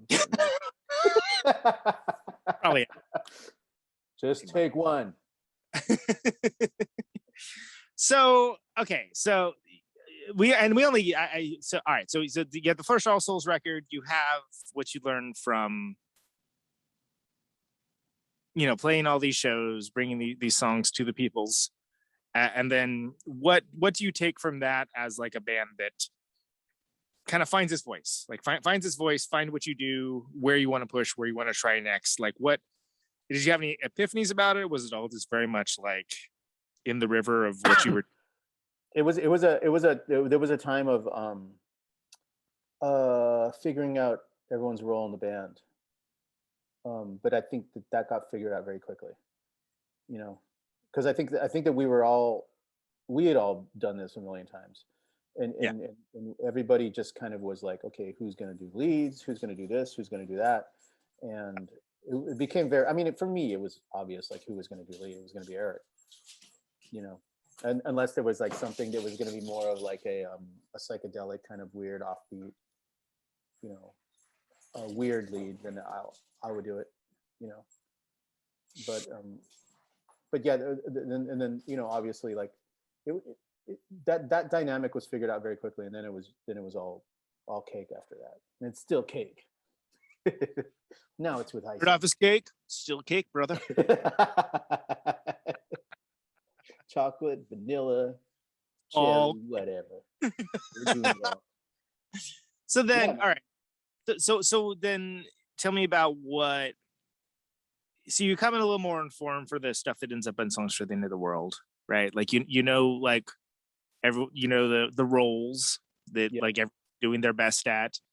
You've taken what you learned from earlier and you kind of tried some different ways. Did you have anything specifically you tried in that record that you were like, oh wow, let's try this crazy thing? Or was it more just like, no, this is the thing we do and we're gonna like push this way and that way? Was it pretty well? Yeah, there were things that, like on You Just Can't Win, where I used a lot of flamenco stuff that I had done before. Right. In the bridge, there's a bridge that goes here and then it goes even deeper and then it goes into this like sort of, and that was a thing that I did on Avenger with Totimoshi, was this kind of fucked up like weird rhythmic thing that takes you away from the movement for a second and then it brings you back into it. It's like an aside. It's like it's almost like to me like it's like the way your imagination works when you're walking down the street, and it's kind of like James Joyce or something like that, where you're like walking and there's all these different things that are coming into your brain, and all of a sudden one thing will take you and then you'll go off on a journey and then you'll come back. You'll come back to the reality that you're at. And I love that sort of thing in songwriting as well, where I don't want it to be a 3-minute in and out. I don't, and a couple of people in the band have mentioned like, yeah, we need a 3-minute in and out, or a quick rock this or rock that.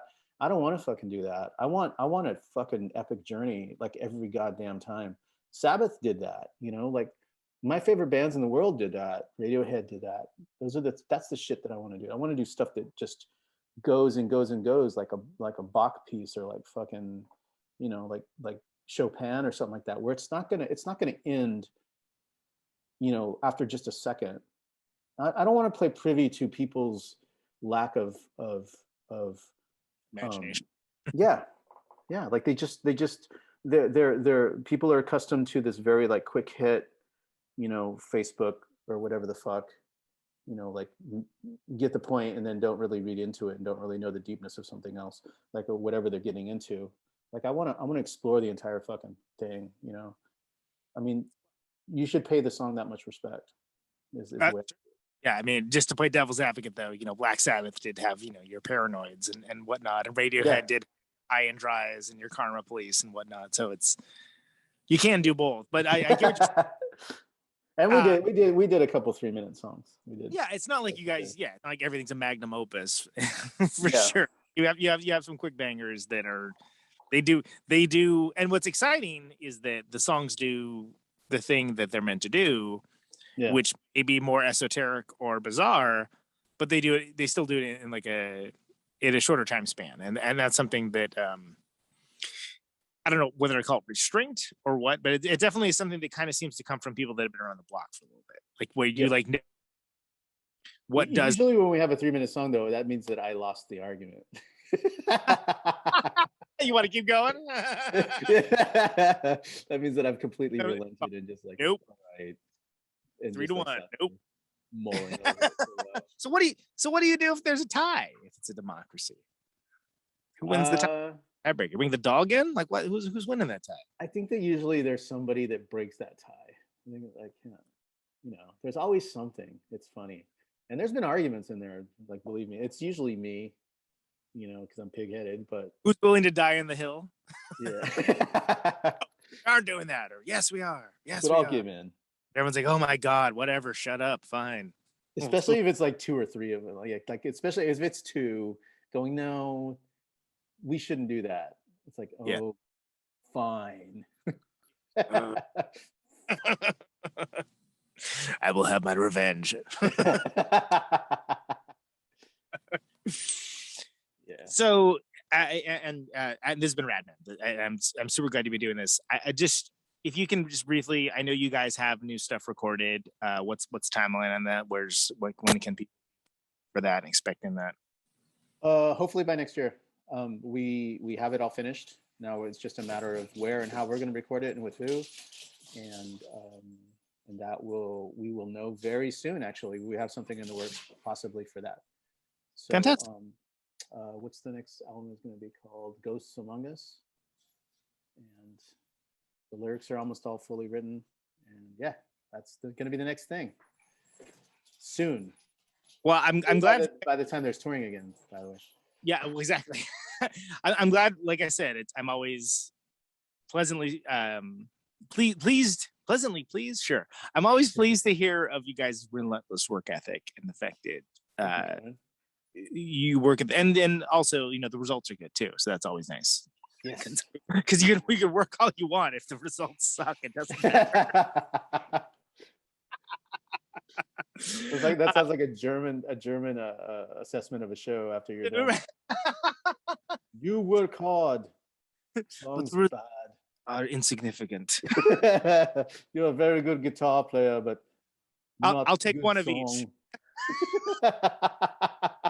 That's the kind of the Teutonic, one of each. The Teutonic diss and then buying everything at the merch table. Like what? All right. Well, money spends. Okay. So last thing, Tony, this is the only canned question I ever ask, and if you can choose to interpret this however you like, but why do you do what you do? I really don't know. I'm still trying to figure that out. I think eventually I will figure that out.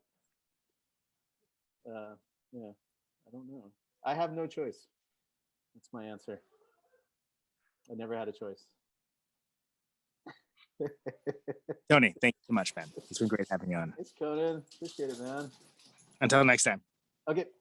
Best to Meg. Thank you, man. Bye. There it goes. Tony Aguilar. Cool guy. I hope you guys enjoyed that. It was great. I like All Souls quite a bit. I like Totimoshi quite a bit. Highly recommended to check out both those bands. You don't need to limit yourself, right? Let's listen to an All Souls song right now. Let's do, this is Never Know.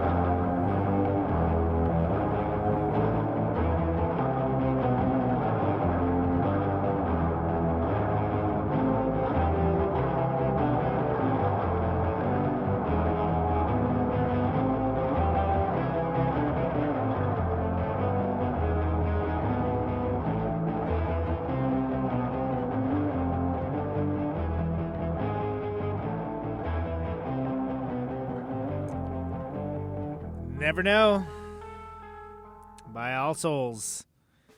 Features Mr. Tony Aguilar, my guest for tonight's episode of Conan Neutron's Protonic Reversal. Thanks so much for listening. allsoulsband.bandcamp.com. That is off of the record, the self-titled record that came out in it's 2018, and it's the second song in. Good one, good record. Also check out Totimoshi. You can find, I think there's like 3 of the records on Spotify and all that biz. Hey, name of this show is Conan Neutron's Protonic Reversal. Thank you so very much for listening to it. It's always appreciated. Show airs live. Live, baby. 8 a.m. Eastern, 7 Central, 6 Mountain, 5 Pacific on Thursdays on Radio Nope, radionope.com. Of course, you can find archives of the show. Always free. No ads, no sponsors, no kidding. Protonicreversal.com.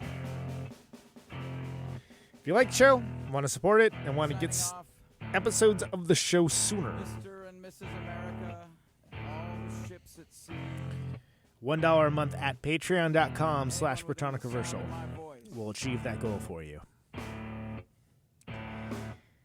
Thanks to everyone who shares the show around, likes, subscribes, 50,000 watts of power. all that business. Yeah, we're on YouTube as well. All the other places. Reviews, all that stuff. It all helps. Thank you. And it helps people find the show.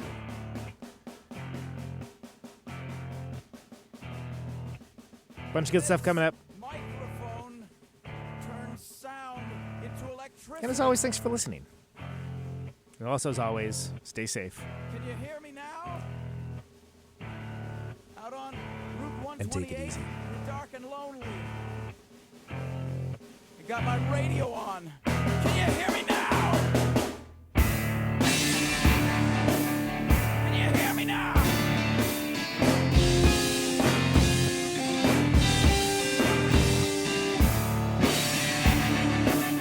Can you hear me now?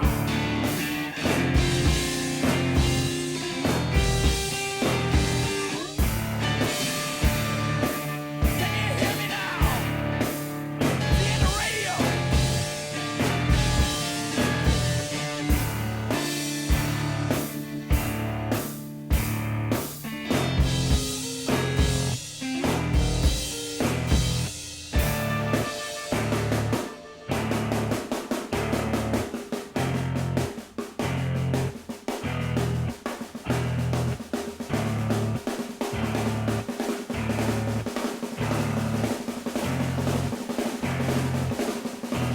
And that snare drum and that drum roll means we've got a winner.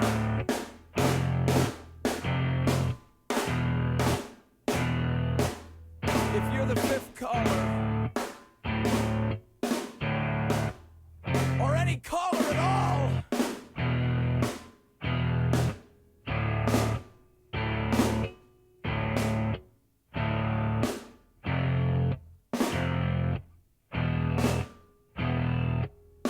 welcome to my top 10.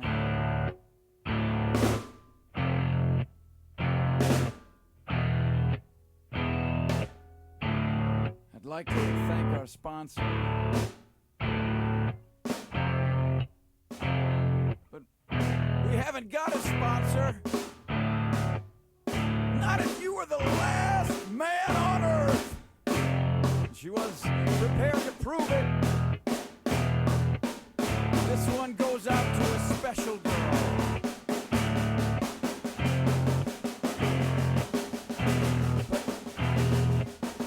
There is no special girl.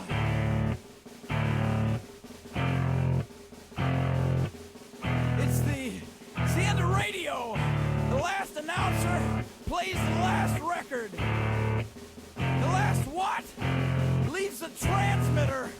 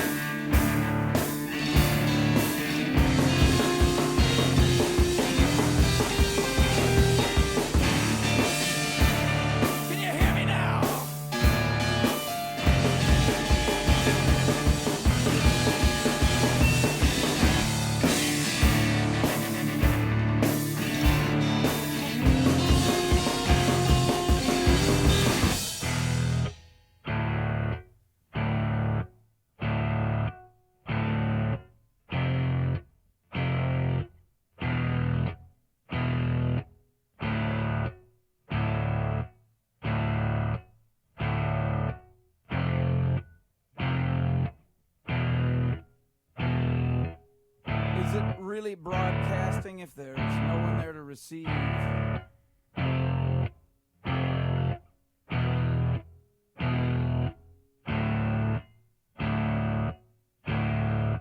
It's the end of radio. As we come to the close of our broadcast day,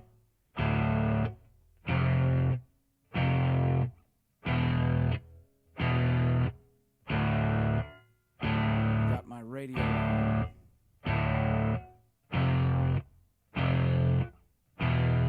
Can you hear me now?